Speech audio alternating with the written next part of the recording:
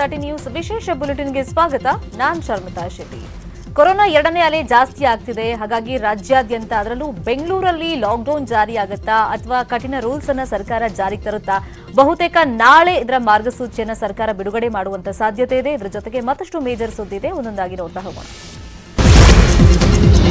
ನಾಳೆ ಬೆಂಗಳೂರು ಲಾಕ್ಡೌನ್ ಆಗುತ್ತಾ ಅಥವಾ ಟಫ್ ರೂಲ್ಸ್ ಫಿಕ್ಸ್ ಮಾಡ್ತಾರಾ ಅನ್ನೋ ಟೆನ್ಷನ್ ಶುರುವಾಗಿದೆ. ಕಠಿಣ ಕ್ರಮ ಜಾರಿ ಸಂಬಂಧ ಬೆಂಗಳೂರಿನ ಕೆಕೆ ಗೆಸ್ಟ್ ಹೌಸ್ನಲ್ಲಿ ಹಿರಿಯ ಸಚಿವರುಗಳ ಮಹತ್ವದ ಮೀಟಿಂಗ್ ಮುಕ್ತಾಯವಾಗಿದೆ. ಸಚಿವ ಬಸವರಾಜ ಬೊಮ್ಮಾಯಿ, ಆರ್ ಅಶೋಕ್, ಕೆ ಸುಧಾಕರ್ ಸಭೆ ನಡೆಸಿ ಏನೆಲ್ಲ ತಯಾರಿ ಮಾಡಿಕೊಳ್ಬೇಕು, ಲಾಕ್ಡೌನ್ ಬದಲಿಗೆ ಕೇವಲ ಟಫ್ ರೂಲ್ಸ್ ಬಗ್ಗೆ ಚರ್ಚೆಯನ್ನು ಮಾಡಿದ್ದಾರೆ.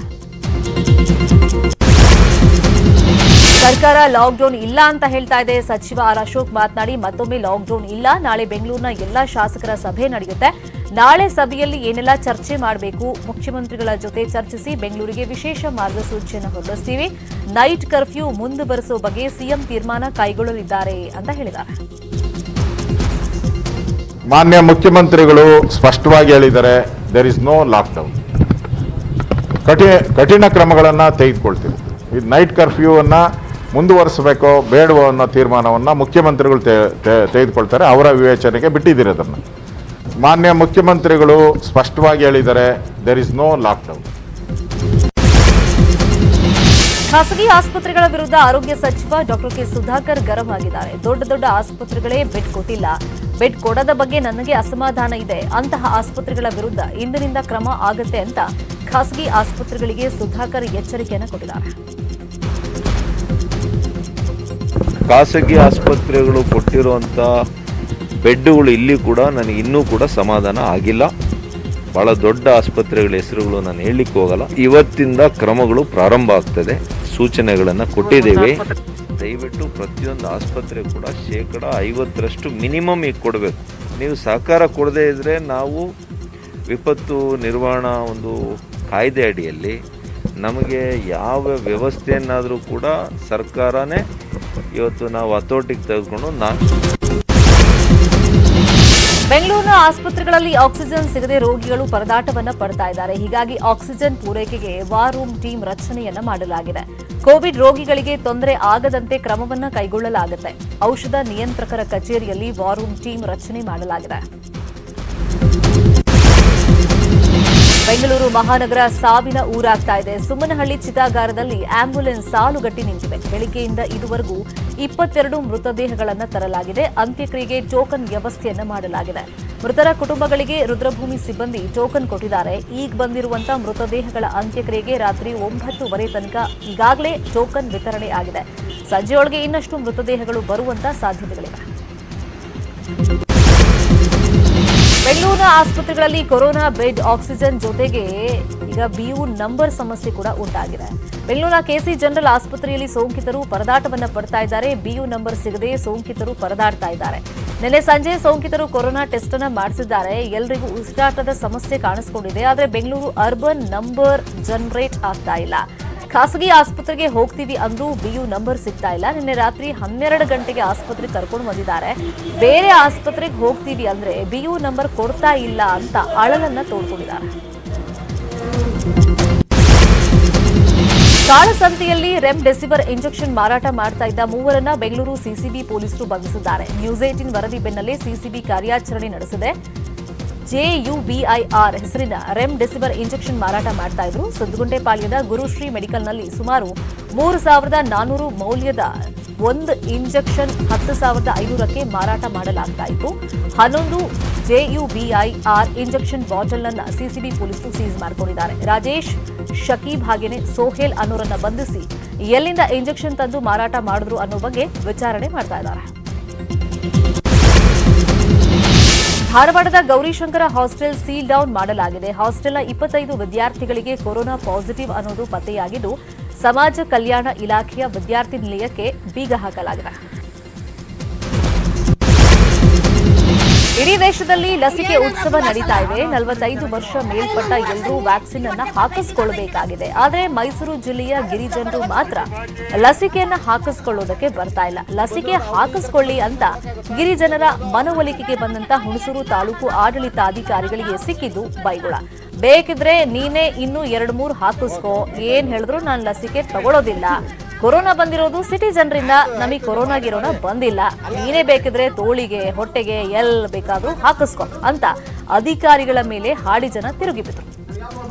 ನಿಮ್ಗೆಲ್ಲ ಸೌಲಭ್ಯ ಕೊಡಲ್ಲ. ಅವ್ರು ಬಂದು ಏನಂತ ಅಂದ್ರೆ ಬಂದು ಹಿಂಸೆ ಅಮ್ಮ, ಏನಂದ್ರೆ ಸುಳ್ಳು ಹಾಕ್ಸಲ್ಲ. ನಾನು ಹಾಕ್ಸ್ಕೊಂಡಿದ್ದು ಚೆನ್ನಾಗಿಲ್ವಾ?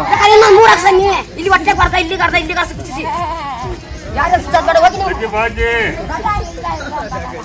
ನೀವ್ ಬಂದಿರೋದು ಆ ಹುಡುಗಿ ಕರ್ಕೊಂಡೋಗಿ ಇಂಜೆಕ್ಷನ್ ಕೊಡಕ್ಕಾಗುತ್ತಾ? ನಿಮ್ಗೆ ಕೊಡೋದು ನಮ್ಗೆ ಬೇಡ, ನನಗೆ ಕಾಯಿಲೆ ಏನಿಲ್ಲ, ನಮ್ಗೆ ಕೊರೋನಾನಿಲ್ಲ, ನಾವು ಯಾವ ಚೀಟಿ ಸುತ್ತೋದಿಲ್ಲ, ನಾವು ಚೆನ್ನಾಗಿ ಇದ್ದೀವಿ.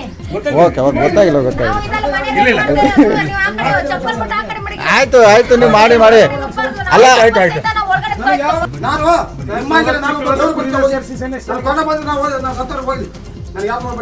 ನಿಮ್ಗೆಲ್ಲ ಸೌಲಭ್ಯ ಕೊಡಲ್ಲ. ಅವ್ರು ಬಂದು ಏನಂತ ಅಂದ್ರೆ ಬಂದು ಹಿಂಸೆ ಮಾಡ್ತಾರೆ. ಅದಕ್ಕೆ ಮಾತ್ರ ನಾವು ಇಂಜೆಕ್ಷನ್ ನಮ್ಮ ಮಕ್ಕಳನ್ನ ಸಾಕಿರೋ ನಮಗೆ ಒಂದು ಇಂಜೆಕ್ಷನ್ ಇಲ್ಲ. ನಾವು ಏನಂತಾರೆ ಕರೆಂಟ್ ಮಾಡಿಸುವಾಗ ಮಾತ್ರ ಇಂಜೆಕ್ಷನ್ ಮಾಡಿಸ್ಕೊಂಡಿರೋದು. ಬರೋದು ಬೇಡ ಅಂತ ಹೇಳುದಿಲ್ವಾ ನಾವು? ಕಾಡಿಗೆ ಯಾರು ಬರ ಕೇಳಿದ್ರು? ಕೇಳಿ ಮಾಡಿ ಉಕ್ಬೇಕು ಕಾಡಿಗೆನೆ. ಕೊಡೋದಿಲ್ಲ, ಕರ್ಕೊಂಡು ಹೋಗತ್ತೆ. ಇದು ರಾಜ್ಯದಲ್ಲೇ ವಿನೂತನ ಹಾಗೇನೆ ಮೊದಲ ಪ್ರಯತ್ನ. ಕೋವಿಡ್ ರೂಲ್ಸ್ ಪಾಲನೆಗೆ ಚಾಮರಾಜನಗರದಲ್ಲಿ ಯುವ DRAT ಸುರಕ್ಷಾ ಪಡೆ ರೆಡಿಯಾಗಿದೆ. ಕೋವಿಡ್ ನಿಯಮ ಉಲ್ಲಂಘನೆ ತಡೆಗಟ್ಟುವುದಕ್ಕೆ ಕ್ರಮವನ್ನು ವಹಿಸಲಾಗಿದೆ. ಚಾಮರಾಜನಗರ ಜಿಲ್ಲಾಧಿಕಾರಿ MR ರವಿ ಚಾಲನೆ ನೀಡಿ ಸುರಕ್ಷಾ ಪಡೆಯೊಂದಿಗೆ ಕಾರ್ಯಾಚರಣೆಗೆ ಇಳಿದರು. ಸಾರ್ವಜನಿಕರಲ್ಲಿ ಜಾಗೃತಿ ಮೂಡಿಸಿದರು. ಮಾಸ್ಕ್ ಧರಿಸದ ಅಂಗಡಿ ಮಾಲೀಕರು ಗ್ರಾಹಕರಿಗೆ ಎಚ್ಚರಿಕೆ ಕೊಟ್ಟು ನಿಯಮ ಪಾಲಿಸದ ಅಂಗಡಿಗಳನ್ನು ಮುಚ್ಚಿದರು.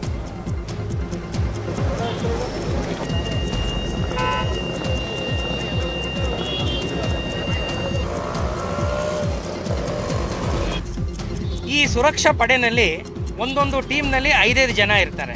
ಅಂದರೆ ಈ ಸುರಕ್ಷಾ ಪಡೆಯಲ್ಲಿ ವಿಶೇಷವಾಗಿ ಯಾರಿರ್ತಾರಪ್ಪ ಅಂತಂದರೆ, ನಮ್ಮಲ್ಲಿ ನೆಹರು ಯುವಕ ಕೇಂದ್ರದಿಂದ ಈಗಾಗಲೇ ವಿಪತ್ತಿಗಾಗಿಯೇ ವಿಶೇಷವಾದಂಥ ತರಬೇತಿಯನ್ನು ಪಡೆದಿರ್ತಕ್ಕಂಥ ಯುವಕರಿದ್ದಾರೆ.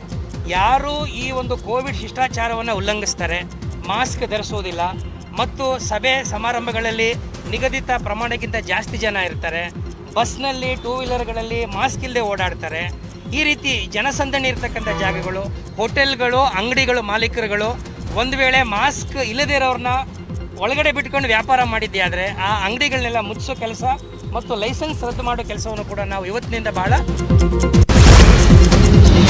ಕೊರೋನಾ ಲಾಕ್ಡೌನ್ ಭೀತಿ ಹಿನ್ನೆಲೆಯಲ್ಲಿ ಪೂರ್ವ ನಿಗದಿತ ದಿನಾಂಕಕ್ಕಿಂತ ಮೊದಲೇ ಮದುವೆ ಜರುಗಿದೆ. ಬಾಗಲಕೋಟೆ ನಗರದ ಸೀತಾರಾಮ ಮಂಗಲ ಭವನದಲ್ಲಿ ಮದುವೆ ನಡೆದಿರುವುದು. ಕಲಾದಗಿ ಗ್ರಾಮದ ದೇಶಪಾಂಡೆ ಹಾಗೂ ಹುಬ್ಬಳ್ಳಿಯ ಗಂಜಿಗಟ್ಟಿ ಕುಟುಂಬದ ಕೃಷ್ಣ ಹಾಗೂ ಅಮೃತ ಮದುವೆ ಕಾರ್ಯ ನಡೆದಿದೆ. ಈ ಮೊದಲು ಏಪ್ರಿಲ್ 30ನೇ ತಾರೀಕು ಮದುವೆ ದಿನಾಂಕ ಫಿಕ್ಸ್ ಮಾಡಿ ಮಂಗಲ ಭವನ ಬುಕ್ ಮಾಡಿಕೊಂಡಿದ್ರು. ಲಾಕ್ಡೌನ್ ಆಗಬಹುದು ಅನ್ನೋ ಆತಂಕದಲ್ಲಿ 12 ದಿನದ ಮೊದಲೇ ಮದುವೆ ಮಾಡಿದ್ದಾರೆ.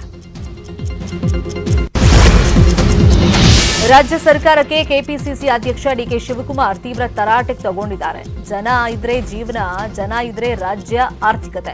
ಸರ್ಕಾರ ಜನರನ್ನ ಉಳಿಸ್ಕೊಳ್ಳೋ ಕೆಲಸ ಮಾಡಬೇಕು. 1 ವರ್ಷ ಸಮಯಾವಕಾಶ ಇದ್ದು ಏನ್ ಮಾಡಿದ್ರಿ? ಆಕ್ಸಿಜನ್ ಅಭಾವದ ಬಗ್ಗೆನೂ ಮುನ್ನೆಚ್ಚರಿಕೆ ಕೈಗೊಂಡಿಲ್ಲ. ಇಷ್ಟು ದಿನ ಏನ್ ಮಾಡ್ತಾ ಇದ್ರಿ ಅಂತ ಸರ್ಕಾರಕ್ಕೆ DK ಶಿವಕುಮಾರ್ ಕ್ಲಾಸ್ ತಗೊಂಡಿದ್ದಾರೆ. ಕೇಂದ್ರ ರಾಜ್ಯ ಜನರ ಜೊತೆ ಚೆಲ್ಲಾಟ ಆಡ್ತಾ ಇದೆ. ಸರ್ಕಾರಕ್ಕೆ ಯಾವುದೇ ಪ್ಲಾನ್ ಇಲ್ಲ. ರೋಗಿಗಳಿಗೆ ರೆಮ್ಡೆಸಿವಿರ್ ಇಂಜೆಕ್ಷನ್ ಸಿಗ್ತಾ ಇಲ್ಲ ಅಂತ ವಾಗ್ದಾಳಿಯನ್ನ ಮಾಡಿದ್ದಾರೆ.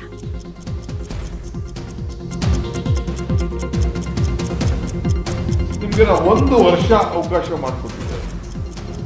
ನಾವು ಯಾರು ಮಾತಾಡಿಲ್ಲ. ನಿಮ್ ಕರಪ್ಷನ್ಸ್ ವಿಚಾರ ನಾವು ಬಯಲಿಗೆಳೆದಿದ್ದೇವೆ. ಅದು ಬಿಟ್ರೆ ಎಲ್ಲ ತೀರ್ಮಾನಗಳನ್ನ ಸರ್ಕಾರ ನೀವು ಮಾಡಿದ್ದೀವಿ. ಹಾಸ್ಪಿಟಲ್ ಓನರ್ಸ್ ಅಸೋಸಿಯೇಷನ್ ಅವರು ಬರೆದಂತ ಪತ್ರ ಕೂಡ ನನ್ನ ಮುಂದೆ ಇದೆ.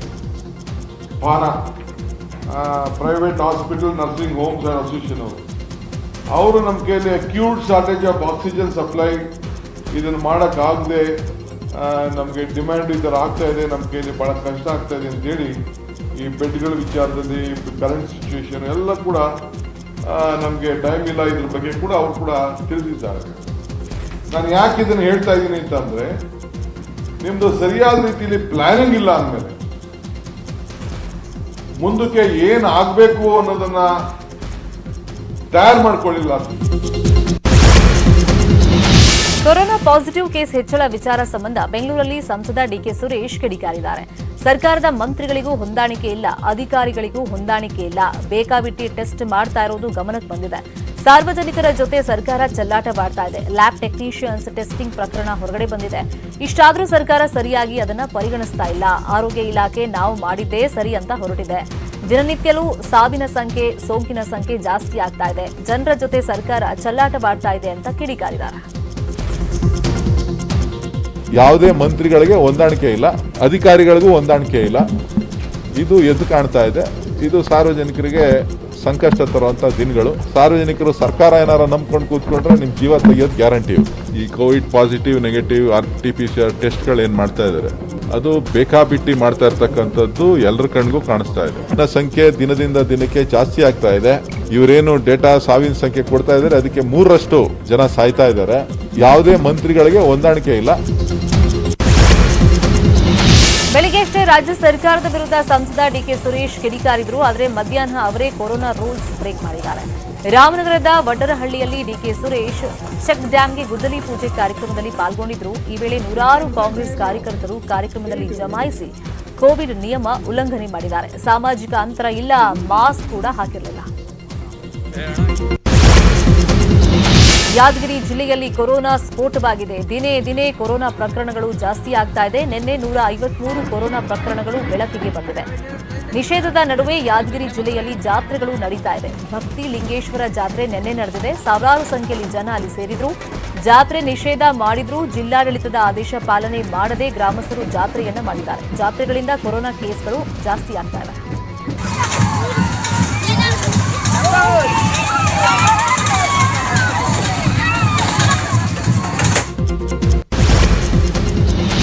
ರಾಜ್ಯ ಸರ್ಕಾರ ಕೋವಿಡ್ ನಿಯಂತ್ರಣಕ್ಕಾಗಿ ಧಾರ್ಮಿಕ ಕಾರ್ಯಕ್ರಮಗಳಿಗೆ ನಿಷೇಧವನ್ನು ಹೇರಿದೆ. ಇದರಿಂದ ಉತ್ತರ ಕನ್ನಡ ಜಿಲ್ಲೆಯಲ್ಲಿ ಏಪ್ರಿಲ್ ಮತ್ತು ಮೇ ತಿಂಗಳಲ್ಲಿ ನಡೀಬೇಕಾಗಿದ್ದ ನೂರಾರು ದೇವರ ಜಾತ್ರೆಗಳಿಗೆ ಬ್ರೇಕ್ ಬಿದ್ದಂತಾಗಿದೆ. ಜಾತ್ರೆಯಲ್ಲಿ ಸಿಹಿ ತಿಂಡಿ ಅಂಗಡಿ ವ್ಯಾಪಾರಸ್ಥರು, ಹೂ ಹಣ್ಣು ವ್ಯಾಪಾರಸ್ಥರು ಕಂಗಾಲಾಗಿದ್ದು ಹೊಟ್ಟೆಗೆ ತಣ್ಣೀರ್ ಬಟ್ಟೆ ಗತಿ ಅಂತ ಹೇಳ್ತಾ ಇದ್ದಾರೆ. ಕೊರೋನಾ ಲಾಕ್ಡೌನ್ ಹಿನ್ನೆಲೆಯಲ್ಲಿ ರಾಜ್ಯದ ಕುಕ್ಕೆ ಸುಬ್ರಹ್ಮಣ್ಯ ಶ್ರೀಮಂತ ದೇಗುಲದಲ್ಲಿ ಆದಾಯ ಇಳಿಕೆಯಾಗಿದೆ. ಈ ಬಾರಿ 69 ಕೋಟಿ ರೂಪಾಯಿ ಆದಾಯ ಗಳಿಸಿದೆ. ಕಳೆದ ಬಾರಿಗಿಂತ 29 ಕೋಟಿ ರೂಪಾಯಿ ಕಡಿಮೆಯಾಗಿದೆ. ಧಾರವಾಡದಲ್ಲಿ ಕೊರೋನಾ ಮಧ್ಯೆಯೇ ಖಾಸಗಿ ಸಂಸ್ಥೆಯಿಂದ ಪರೀಕ್ಷೆಯನ್ನು ನಡೆಸಲಾಯಿತು. ಧಾರವಾಡದ ಶ್ರೀನಗರ ವೃತ್ತದ ಬಳಿಯ ವಿದ್ಯಾಕಾಶಿ ಕರಿಯರ್ ಅಕಾಡೆಮಿಯಿಂದ ಪರೀಕ್ಷೆ ಆಯೋಜನೆ ಮಾಡಿದ್ದು ರ್ಯಾಂಕ್ ಬಂದವರಿಗೆ ಬಹುಮಾನ ನೀಡುವುದಾಗಿ ಪ್ರಚಾರವನ್ನು ಮಾಡಿದರು.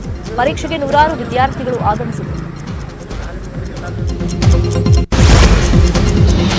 ಹಾವೇರಿ ಜಿಲ್ಲೆಯ ಬ್ಯಾಡಗಿ ಪಟ್ಟಣದ ಮಾರುಕಟ್ಟೆಯಲ್ಲಿ ಮೆಣಸಿನಕಾಯಿ ಬೆಲೆ ಭಾರೀ ಕುಸಿದಿದೆ. ಮಾರುಕಟ್ಟೆಗೆ 2 ಲಕ್ಷಕ್ಕೂ ಅಧಿಕ ಚೀಲ ಬರ್ತಾ ಇದ್ದು ಬ್ಯಾಡಗಿ ಮೆಣಸಿನಕಾಯಿ ಮಾತ್ರ ಸಿಗ್ತಾ ಇಲ್ಲ.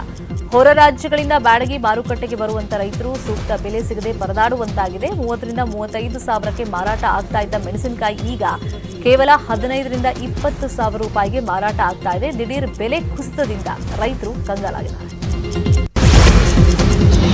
ರಾಜ್ಯದಲ್ಲಿ ಕೋವಿಡ್ 2ನೇ ಅಲೆ ಜಾಸ್ತಿ ಆಗ್ತಾ ಇದೆ. ಜಾತ್ರೆ ಉತ್ಸವಗಳ ಮೇಲೂ ಪರಿಣಾಮ ಬೀರಿದೆ. ಉತ್ತರ ಕನ್ನಡ ಜಿಲ್ಲೆಯ ಕಾರವಾರದ ಕೋಡಿ ಭಾಗದಲ್ಲಿರುವಂತಹ ಶ್ರೀ ಕಾಫ್ರಿ ದೇವರ ಜಾತ್ರೆ ಈ ಬಾರಿ ಕೊರೋನಾ ಕಾರಣದಿಂದ ಸಾಂಕೇತಿಕವಾಗಿ ನಡೆಯಿತು. ಕೇವಲ ಧಾರ್ಮಿಕ ವಿಧಿವಿಧಾನಗಳೊಂದಿಗೆ ಭಕ್ತರು ದೇವರಿಗೆ ಪೂಜೆಯನ್ನ ಸಲ್ಲಿಸಿದರು. ಆದರೆ ಯಾವುದೇ ಆಡಂಬರ ಇಲ್ಲದೆ ಜಾತ್ರೆಯನ್ನ ನಡೆಸಲಾಯಿತು. ರೇವಣ್ಣ ಪತ್ನಿಗೆ ಕೋವಿಡ್ ಪಾಸಿಟಿವ್ ಆಗಿದೆ. HM ರೇವಣ್ಣ ಪತ್ನಿ ವತ್ಸಲ ರೇವಣ್ಣಗೆ ಸೋಂಕು ದೃಢಪಟ್ಟಿದ್ದು, ಸೋಂಕು ದೃಢಪಟ್ಟಿರುವ ಬಗ್ಗೆ ಫೇಸ್ಬುಕ್ನಲ್ಲಿ ಮಾಜಿ ಸಚಿವರು ದೃಢಪಡಿಸಿದ್ದಾರೆ. ತಮ್ಮ ಸಂಪರ್ಕಕ್ಕೆ ಬಂದವರು ಕೋವಿಡ್ ಪರೀಕ್ಷೆಗೆ ಒಳಪಟ್ಟು ಕ್ವಾರಂಟೈನ್ ಆಗೋದಕ್ಕೆ ಮನವಿಯನ್ನ ಮಾಡಿಕೊಂಡಿದ್ದಾರೆ.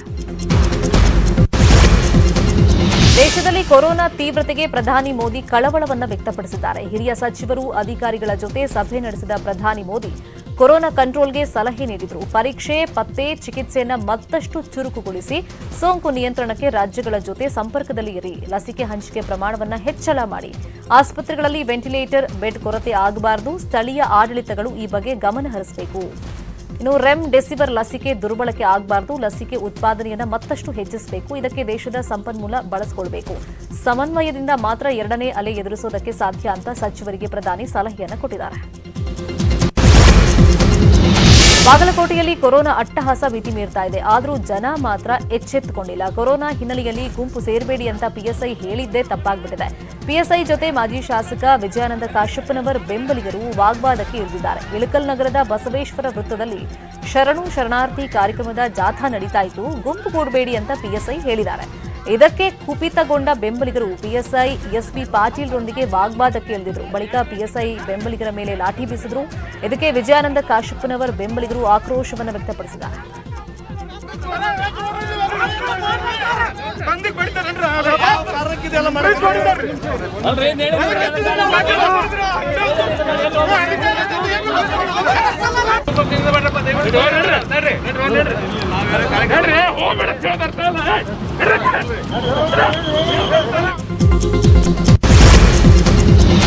ಸಾರಿಗೆ ನೌಕರರ ಮುಷ್ಕರ 12ನೇ ದಿನವೂ ಮುಂದುವರೆದಿದೆ. ಬೇಡಿಕೆ ಈಡೇರಿಸುವುದಕ್ಕೆ ಸರ್ಕಾರಕ್ಕೆ ನಾಳೆ ತನಕ ಡೆಡ್ಲೈನ್ ಕೊಟ್ಟಿದ್ದಾರೆ.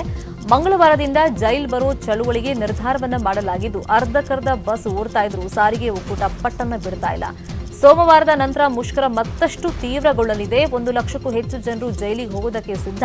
ಸಾರಿಗೆ ನೌಕರರ ಸಾವಿಗೆ ಸರ್ಕಾರವೇ ನೇರ ಹೊಣೆ. ಇಂತಹ ಸಮಯದಲ್ಲಿ ರಾಜ್ಯಪಾಲರು ಮಧ್ಯಪ್ರವೇಶ ಮಾಡಬೇಕು ಅಂತ ಕೋಡಿಹಳ್ಳಿ ಚಂದ್ರಶೇಖರ್ ಹೇಳಿದ್ದಾರೆ. ಅಲ್ಲದೆ ಸಾರಿಗೆ ಒಕ್ಕೂಟ ಮತ್ತು ಫೆಡರೇಷನ್ ನಡುವೆ ಜಂಗಿ ಕುಸ್ತಿ ನಡೀತಾ ಇದ್ದು, ಒಕ್ಕೂಟದ ಅಧ್ಯಕ್ಷ ಚಂದ್ರು ವಿರುದ್ಧ ಫೆಡರೇಷನ್ ಅಧ್ಯಕ್ಷ ಕಿಡಿಕಾರಿದ್ದಾರೆ. ಇನ್ನು ಮೈಸೂರಲ್ಲಿ ಕೆಎಸ್ಆರ್ಟಿಸಿ ನೌಕರರು ಸಾರಿಗೆ ಮುಷ್ಕರವನ್ನು ಕೈಬಿಟ್ಟಿದ್ದಾರೆ. 1600ಕ್ಕೂ ಹೆಚ್ಚು ಸಾರಿಗೆ ನೌಕರರು ಕರ್ತವ್ಯಕ್ಕೆ ಹಾಜರಾಗಿದ್ದಾರೆ. ಯಥಾಸ್ಥಿತಿಗೆ ಮೈಸೂರು ಗ್ರಾಮಾಂತರ ಬಸ್ ಸಂಚಾರ ಮರಳಿದೆ. 70% ಕೆಎಸ್ಆರ್ಟಿಸಿ ಬಸ್ಗಳು ರಸ್ತೆಗೆ ಇಳಿದಿವೆ. ಮೈಸೂರು ಕೇಂದ್ರೀಯ ಬಸ್ ನಿಲ್ದಾಣದಿಂದ ಖಾಸಗಿ ಬಸ್ಗಳು ಹೊರ ನಡೆದು ಸದ್ಯ ಮೈಸೂರಿನ ಪ್ರತಿ ಜಿಲ್ಲೆಗಳಿಗೂ ಸರ್ಕಾರಿ ಬಸ್ಗಳ ಸಂಚಾರ ಆರಂಭ ಆಗಿದೆ. ಇನ್ನು 5 ಪ್ರಮುಖ ಸುದ್ದಿ ನೋಡೋದು ಬಾಕಿ ಇದೆ. ಬ್ರೇಕ್ ಆದ್ಮೇಲೆ ಟೂರಿಸಂಗೆ ಮರಗಳ ಕಟಾವು ಹಿನ್ನೆಲೆಯಲ್ಲಿ ಪರಿಸರವಾದಿಗಳು ಬೀದಿಗೆ ಇಳಿದಿದ್ದಾರೆ. ಮೈಸೂರಿನ ಲಲಿತ್ ಮಹಲ್ ಪ್ಯಾಲೇಸ್ ಮುಂಭಾಗ ಪರಿಸರ ಬಳಗದಿಂದ ಪ್ರತಿಭಟನೆ ನಡೆಯಿತು. ಯಾವುದೇ ಕಾರಣಕ್ಕೂ ಮರಗಳನ್ನು ಕಡಿಬಾರದು, ಮೋಜು ಮಸ್ತಿಗಾಗಿ ಹೆಲಿ ಟೂರಿಸಂ ಆರಂಭಿಸಲಾಗಿದೆ, ಬೇರೆ ಕಡೆ ಹೆಲಿ ಟೂರಿಸಂ ಮಾಡಿ ಅಂತ ಮೈಸೂರಲ್ಲಿ ಪರಿಸರವಾದಿಗಳು ಒತ್ತಾಯ ಮಾಡ್ತಾ ಇದ್ದಾರೆ. ಅಲ್ಲದೆ ಮರ ಕಡಿಯೋದಕ್ಕೆ ಅರಣ್ಯ ಇಲಾಖೆ ಅನುಮತಿ ನೀಡಿದ್ರೆ ಕಾನೂನು ಹೋರಾಟದ ಎಚ್ಚರಿಕೆಯನ್ನು ಕೊಟ್ಟಿದ್ದಾರೆ. ಪತ್ನಿ ಜೊತೆ ಅನೈತಿಕ ಸಂಬಂಧ ಸಂಶಯ ಹಿನ್ನೆಲೆಯಲ್ಲಿ ಚಾಕು ಇರಿದು ಎಗ್ ರೈಸ್ ಅಂಗಡಿ ಮಾಲೀಕನ ಕೊಲೆ ಮಾಡಲಾಗಿದೆ. ಬಾಗಲಕೋಟೆ ಜಿಲ್ಲೆ ಹುನಗುಂದ ತಾಲೂಕಿನ ಮರೋಳ ಗ್ರಾಮದಲ್ಲಿ ಘಟನೆ ನಡೆದಿದೆ. ಅಮ್ಜೇಸಾಬ್ ಮುಲ್ಲಾ ಎಂಬಾತ ಆಸಿಫ್ ತಹಶೀಲ್ದಾರ್ ಎಂಬಾತನನ್ನ ಕೊಲೆ ಮಾಡಿದ್ದಾನೆ. ಜಗಳ ಬಿಡಿಸೋದಕ್ಕೆ ಬಂದಂತ ಅಮ್ಜೇಸಾಬ್ ಮಗ ದಾದಾಪೀರ್ ತೊಡೆಗೂ ಅಮ್ಜೇಸಾಬ್ ಚಾಕುವನ್ನ ಇರಿದಿದ್ದಾನೆ. ಗಾಯಾಳು ದಾದಾಪೀರ್ನನ್ನ ಬಾಗಲಕೋಟೆ ಖಾಸಗಿ ಆಸ್ಪತ್ರೆಗೆ ದಾಖಲು ಮಾಡಲಾಗಿದೆ. ಬೆಂಗಳೂರು ಟು ಟಾಲಿವುಡ್ಗೆ ಗೋವಿಂದಪುರ ಡ್ರಗ್ಸ್ ಲಿಂಕ್ ನಂಟಿದೆ. ನಿರ್ಮಾಪಕ ಶಂಕರೇಗೌಡ ಸಂಪರ್ಕದಲ್ಲಿ ಇದ್ದವರಿಗೆ ಖಾಕಿ ಡ್ರಿಲ್ ಮಾಡಿದ್ದು, ಉದ್ಯಮಿ ಪುತ್ರರು ರಾಜಕಾರಣಿಗಳ ಜೊತೆ ಸಂಪರ್ಕ ಇದೆ ಅಂತ ಹೇಳಲಾಗ್ತಾ ಇದೆ. ಶಂಕರೇಗೌಡ ಬೆಂಗಳೂರಲ್ಲಿ ಡ್ರಗ್ಸ್ ಪಾರ್ಟಿ ಆಯೋಜಿಸ್ತಾ ಇದ್ದು, ತೆಲಂಗಾಣದಿಂದ ಸೆಲೆಬ್ರಿಟಿಗಳನ್ನ ಉದ್ಯಮಿ ಪುತ್ರ ಕರ್ಕೊಂಡು ಬರ್ತಾ ಇದ್ದ. ಖಾಕಿ ಮುಂದೆ ಉದ್ಯಮಿ ಕಲಹರ್ ರೆಡ್ಡಿ ವಿಚಾರಣೆಗೆ ಹಾಜರಾಗಿದ್ದಾನೆ. ಟಾಲಿವುಡ್ ನಟ ತನೀಶ್ ಸೇರಿ 5 ನೋಟಿಸ್ ನೀಡಲಾಗಿದೆ. ಧಾರವಾಡ ಕರ್ನಾಟಕ ವಿವಿ ಆವರಣದಲ್ಲಿ ಆನೆಯೊಂದು ಕಾಣಿಸಿಕೊಂಡಿದೆ. ಕರ್ನಾಟಕ ವಿವಿಯ ಹಿಂಭಾಗದಲ್ಲಿ ಇರುವಂತಹ ಗೆಸ್ಟ್ ಹೌಸ್ ಬಳಿಯಲ್ಲಿ ಆನೆ ಓಡಾಡ್ತಾ ಇದ್ದು, ಆನೆ ನೋಡಿ ಸ್ಥಳೀಯರು ಆತಂಕಗೊಂಡಿದ್ದಾರೆ. ಸ್ಥಳಕ್ಕೆ ಬಂದಂತ ಅರಣ್ಯ ಸಿಬ್ಬಂದಿ ಆನೆ ಪತ್ತೆಗೆ ಮುಂದಾಗಿದ್ದಾರೆ. ವಿವಿ ಕ್ಯಾಂಪಸ್ನಲ್ಲಿ ರಾತ್ರಿ ಯಾರೂ ಹೊರಗಡೆ ಬರಬಾರದು ಅಂತ ಅರಣ್ಯ ಇಲಾಖೆ ಅಧಿಕಾರಿಗಳು ಮನವಿಯನ್ನ ಮಾಡಿಕೊಂಡಿದ್ದಾರೆ. ಕಿರಿಯ ವಯಸ್ಸಿನಲ್ಲೇ ಕನ್ನಡಿಗ ಸಾಧನೆಯನ್ನ ಮೆರೆದಿದ್ದಾನೆ. ಉತ್ತರ ಕನ್ನಡ ಜಿಲ್ಲೆ ಕಾರವಾರದ ಕಾರ್ತಿಕ್ ಹೆಗಡೆ ಕಟ್ಟೆ ಪ್ರಧಾನಮಂತ್ರಿ ಕಾರ್ಯಾಲಯದ ಉಪ ಕಾರ್ಯದರ್ಶಿಯಾಗಿ ಆಯ್ಕೆಯಾಗಿದ್ದಾನೆ. ಕ್ರಿಪ್ಟೋ ಕರೆನ್ಸಿ ನಿಯಂತ್ರಣದಲ್ಲಿ ಕಾರ್ತಿಕ್ ಹೆಗಡೆ ಕಟ್ಟೆ ಪರಿಣಿತರಾಗಿದ್ದಾರೆ. ಖ್ಯಾತ ಹೃದ್ರೋಗ ತಜ್ಞ ವಿಪಿ ಹೆಗಡೆ ಕಟ್ಟೆ ಮಗ ಕಾರ್ತಿಕ್ ಹೆಗಡೆ ಕಟ್ಟೆ 33ನೇ ವಯಸ್ಸಿನಲ್ಲೇ ಪ್ರಧಾನಮಂತ್ರಿ ಕಾರ್ಯಾಲಯದ ಉಪ ಕಾರ್ಯದರ್ಶಿಯಾಗಿ ನೇಮಕವಾಗಿದ್ದಾರೆ. ಅಂತಾರಾಷ್ಟ್ರೀಯ ನಿಯತಕಾಲಿಕೆಯಲ್ಲಿ 48 ವೈಜ್ಞಾನಿಕ ಪ್ರಬಂಧ ಪ್ರಕಟ, ಬ್ಲಾಕ್ ಚೈನ್ ಕುರಿತಂತೆ 10 ಪುಸ್ತಕ, 1 ವೈಜ್ಞಾನಿಕ ಕಾದಂಬರಿಯನ್ನು ಬರೆದಿದ್ದಾರೆ. ಇದೆಲ್ಲವನ್ನು ಪರಿಗಣಿಸಿ ಪ್ರಧಾನಮಂತ್ರಿ ಕಾರ್ಯಾಲಯದಲ್ಲಿ ಹುದ್ದೆ ದಕ್ಕಿದೆ. ಇದು ಸದ್ಯದ ನ್ಯೂಸ್ ಅಪ್ಡೇಟ್ಸ್. ನೋಡ್ತಾ ಇರಿ ನ್ಯೂಸ್ 18 ಕನ್ನಡ. ಜಾಲ ನಮ್ಮದು, ಬಲ ನಿಮ್ಮದು.